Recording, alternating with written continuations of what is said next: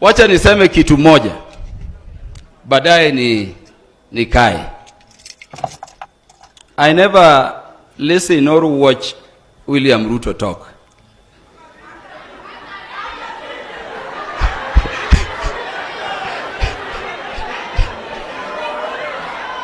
Hata nyinyi.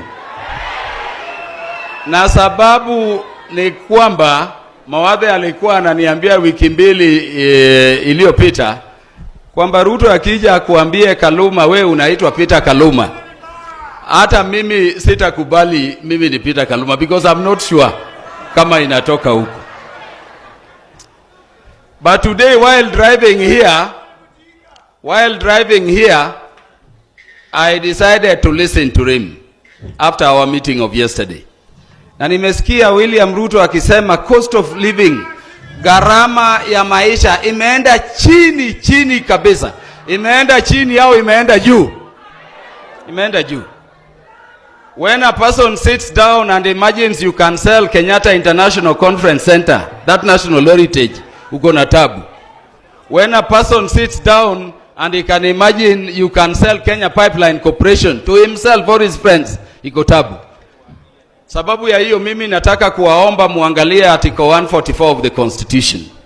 And I'm just ending Senior Counsel Vice President Kalonzo Musyoka. We may be laughing thinking ile uongo ni normal, but siku moja yule jamaa atatoroka akimbie akiwa mad. So we must begin thinking about how we can remove William Ruto from the presidency of Kenya on account of mental incapacity. I don't think his lies are normal.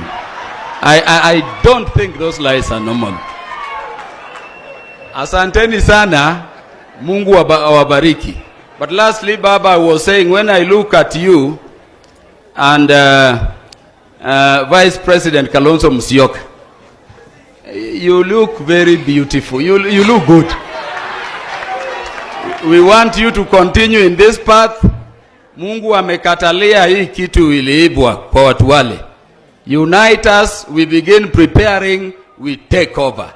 Asanteni sana, Mungu awabariki na Mola afariji ndugu wetu Julius Mawadhe na familia. Asanteni sana. A man who stands for nothing will fall for anything. And that's the sad reality and truth about the crop of politicians we have.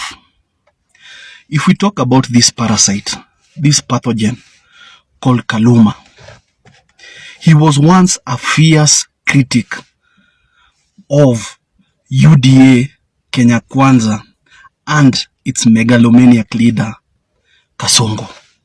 These people would breathe brimstone and fire on how Kasongo is incompetent, on how Kasongo is corrupt, how he's a murderer.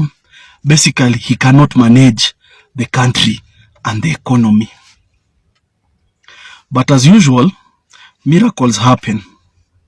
Now, the video I put there was from a past some years ago when they were still called the so-called liberators, the hope for Kenya, the panacea for democracy. Now look at this statement now. All of a sudden, miracles have happened. Ruto is performing. The economy is doing well. Now, our politicians have no principles. They stand for no values. They lack integrity. They lack fidelity. These are people who have a price. They are cheap, like those hookers in a brothel. They have a price. And as long as their price is met, they will sing Kumbaya and Hosanna. Now the song they are singing is Kumi Bila Break. And anybody supporting this kakistocracy regime is benefiting either directly or indirectly. But the good thing is, we have the power to remove such leaders. And 2027 is around the corner. The element of surprise. First of all, these ODM orphans, they are in the wilderness. They are still in shock. They can't believe that their shepherd is dead. Now they are looking for somebody to herd them around. And the only person they can see is Kasongo. And they will do anything to be in the good books and grace of Kasongo. To me personally, ODM is not a political party. ODM is a brokerage unit. See, these are people who are not interested in power directly. They want power indirectly with minimal responsibility and accountability. See, these people broker deals with government. And according to ODM and its stalwarts, a government is only bad when the late Raila was not inside that government. But immediately he joins government, that government becomes the best. The president becomes the best we've never had. And that's how it goes, and that's how the cycle is. But people, 2027, let us change this politics of brokerage, this politics of kingpin, this politics of tribalism, this politics of tokenism. You see, this politics of expediency, mileage, posturing, chickenery. Do away with it. We have the power. You cannot have one person today you're blowing hot, tomorrow you're blowing cold. Stand for something. Hold on to something and believe in it. No matter how hard or how dangerous the ride gets, stand for something.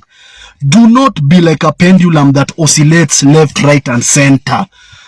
Or a wind vane that goes in the direction of the wind. You see, be somebody who's cognizant to what they want to achieve for the people. We cannot be having such leaders. Such leaders will never put national interests first. They'll always put their own selfish interests. What is it Kasongo has done for him to be praised like this? The economy is still dunking down. There's nothing that has improved. Punitive bills, draconian bills are being assented to into law. And this is what you say that somebody is working. No. So 2027, we are changing the political arena. We are changing the game. We have to have people, leaders who stand for something, who cherish something, who value something, who stand on integrity, transparency, responsibility, accountability, and fidelity to the law and to our sacrosanct constitution. This issue of being predisposed to mediocrity from such characters, such charlatans, street urchins like this one, no, it has to come to an end. It has to come to an end. For anybody who changes his principles depending on whom he is dealing, that is not a man who can lead a nation. The most dangerous people to be with are powerful people without principles. There are politicians who get power but no principles.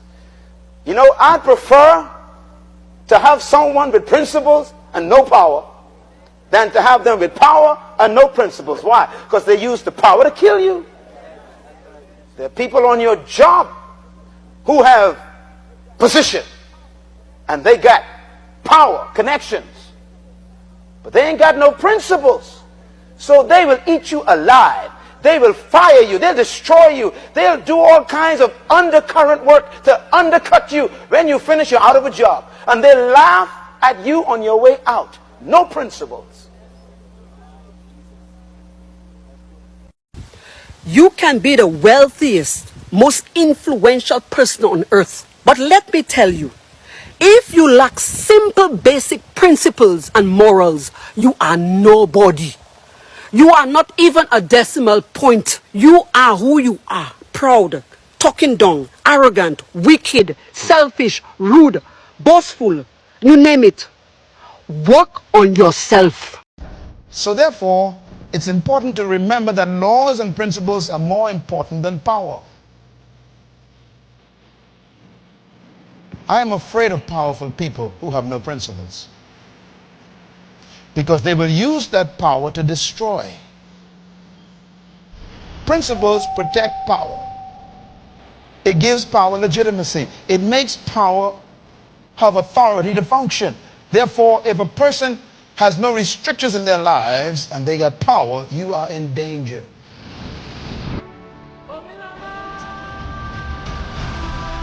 Follow people who have principles. Don't follow powerful people.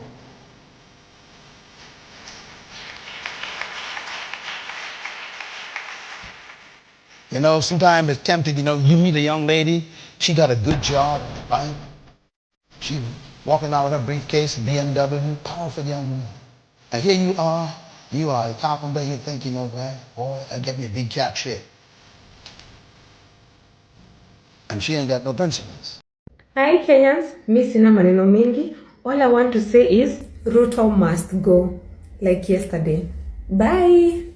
Ati black chocolate ni fine melanin bana kutoka nikapate.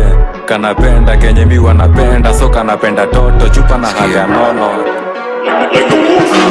Madam na kudai, umedunga mini na unapenda mangwai. Una dance fit, unawacha nikismile. Ama niko high, jua lies ime nice. Kono moja mbele, gine yende rembe. Pile up, yoni.